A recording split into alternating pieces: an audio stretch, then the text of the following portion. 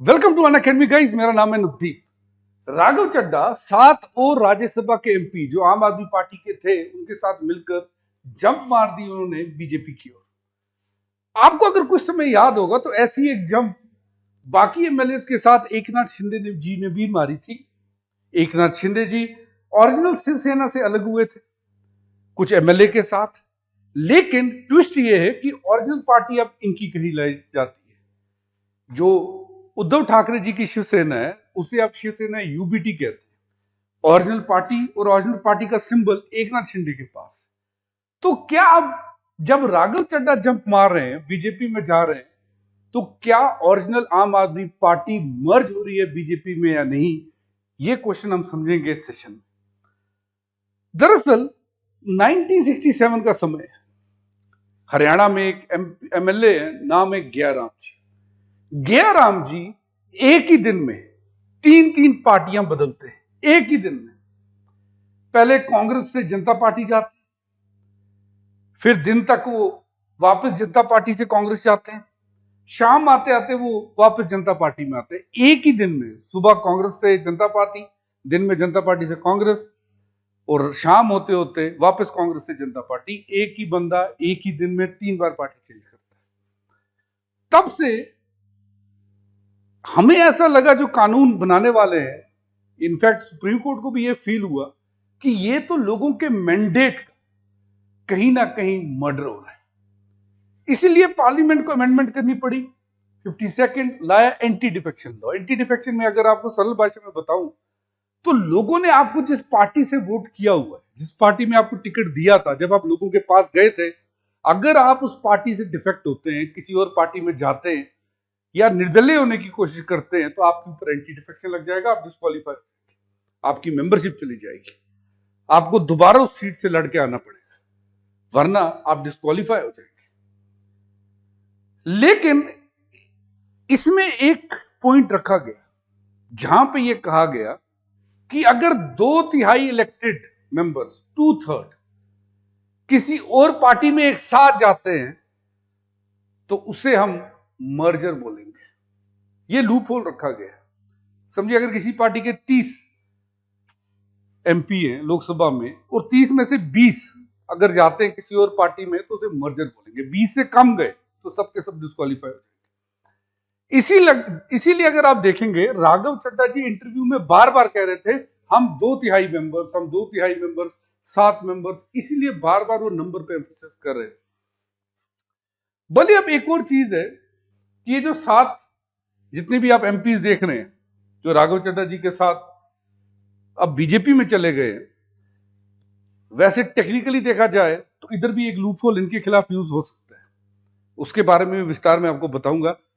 शायद ये इलीगल भी हो सकती है इनकी जो डिफेक्शन हुई है। लेकिन अगर मैं राज्यसभा में जाता हूं, ये राज्यसभा का पेज है संसद.com पे, आप देख सकते हैं किस पार्टी से कितने मेंबर्स है वो यहां पता चलता है। तो बीजेपी के 106 हैं, आम आदमी पार्टी के यहां आपको 10 मिलेंगे। 10 अगर आप 2/3 करेंगे तो वो 6 पॉइंट समथिंग आता है, तो यानी 7 मेंबर से अगर डिफ्लेक्ट करते तो मर्जर कहलाया जाता, नहीं तो डिस्क्वालीफाई हो जाते। इसीलिए इन्होंने कैटेगोरिकली 7 ही बंदे चुने राघव चड्ढा ने जो इनके साथ जाएंगे। ये कहीं ना कहीं अपनी सीट को बचाया भी, यानी अब ये 7 यहां 3 रह गए, ये वाले 3 आम आदमी पार्टी के अब रह गए, 7 यहां चले गए, टोटल हो गए 13। 113 मेंबर्स अब बीजेपी के हो गए, मेजॉरिटी उनकी अब राज्यसभा। क्वेश्चंस बहुत सारे हैं। तो क्या जैसे एकनाथ शिंदे जी के टाइम पर हुआ, क्या वैसा ही मर्जर यहां पर भी हुआ है या नहीं? क्या असली आम आदमी पार्टी वो है जो राघव चड्ढा जी के साथ बीजेपी में विलय किया जिसने, या वो जो केजरीवाल और भगवंत मान जी के पास है? क्वेश्चन तो ये है। उस क्वेश्चन का आंसर देने से पहले आपसे एक चीज शेयर कर दूं। यदि आप यूपीएससी की तैयारी कर रहे हैं तो इस बार अनअकैडमी के रैंक 1 और रैंक 20 रविराज जी दोनों हमारे ऑनलाइन क्लासरूम प्रोग्राम से पढ़े थे। यदि आप भी अपना सिविल सर्विसेज का सपना पूरा करना चाहते हैं तो अनअकैडमी की सब्सक्रिप्शन 16,999 रुपीज में मिल रही है। मतलब इंडिया के बेस्ट एजुकेटर्स से लोवेस्ट प्राइस में पढ़ने का मौका दोबारा आपको नहीं मिलेगा। डिस्क्रिप्शन में दिए गए लिंक पे क्लिक करें, ऑफर के बारे में और जानें। फ्लैट 60% ऑफ है। तो क्या केजरीवाल के पास जो पार्टी वो आम आदमी पार्टी नहीं रही? क्या इनका हाल भी वही होगा जो शिवसेना वाले उद्धव ठाकरे जी का हुआ? उत्तर है नहीं। नहीं, पार्टी अब आम आदमी पार्टी जो है वो केजरीवाल के पास ही रहेगी। क्यों? क्योंकि ये राज्यसभा का एक ग्रुप था जिसने खुद को एंटी डिफ्लेक्शन से बचाने के लिए मिलकर मर्ज किया है बीजेपी में।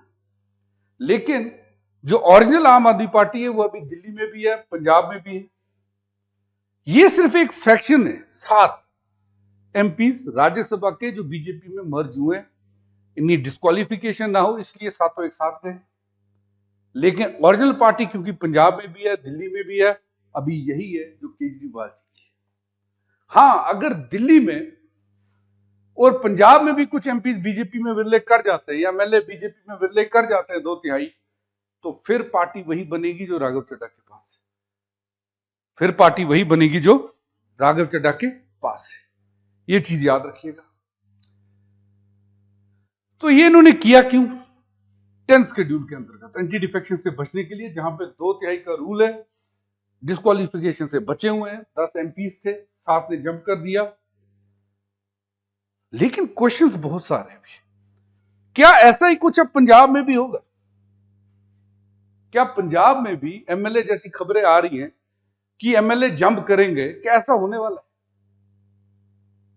वैसे तो राघव चड्ढा के स्टेप के बाद उनकी अगर आप देखिए कम से कम 1 बिलियन फॉलोअर उनके कम हुए सोशल मीडिया पे, क्योंकि वो जैसे क्वेश्चंस पूछ रहे थे, जेनजी उनको काफी लाइक कर रहा था, जो यंगस्टर्स थे काफी पॉपुलर थे उनमें, उन्हें लग रहा था कि हाँ ये सही क्वेश्चन पूछ रहे हैं।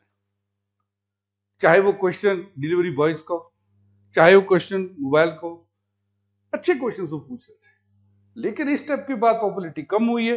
दूसरा क्वेश्चन है, क्या पंजाब में भी ऐसा कुछ होने वाला है? पंजाब में तो अपोजिशन साफ साफ कह रही है कि भगवंत मान खुद तैयार है डिफ्लेक्ट करने के लिए। ओरिजिनल पार्टी अभी भी केजरीवाल के पास है।